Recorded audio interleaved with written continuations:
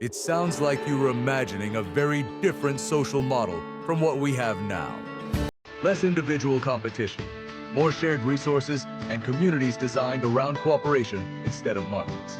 Let's walk through what that could realistically look like, separate from the emotions tied to today's climate. First, this idea isn't one single thing. It covers a wide spectrum. There are models with strong safety nets, universal health care, and subsidized education, alongside private businesses and markets. There are also historically state-centered models, where a central authority plays a dominant role in jobs, housing, and production. And there are intentional communities that already exist. Worker co-ops, communes, and eco-villages, which are small-scale voluntary versions of what you're describing. So the outcome depends entirely on the approach. If large numbers of people chose to live this way, life might feel more collective, with shared ownership and decisions made through councils or consensus.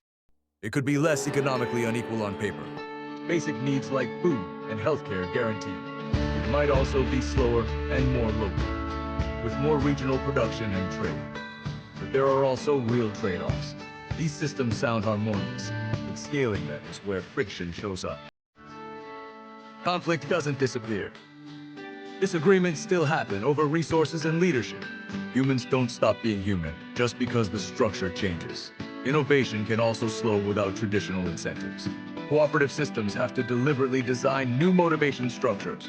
And to guarantee housing or healthcare on a national scale, you need massive logistics and administration, which can feel supportive or suffocating. Political groups are also not tied to one person. They are coalitions that evolve rather than vanish. We have already seen major transformations in how groups organize and realign. The most realistic path to this kind of living likely wouldn't happen through a sudden national shift. It would look more like the growth of co-ops, experiments in local governance, and cultural change happening first. Big societal models rarely flip overnight. They evolve because people voluntarily adopt new ways of living that prove they work. The key question isn't political. It's cultural. Society based on cooperation only functions if people trust each other enough to share power. That's not something laws can force. It's something communities build over time.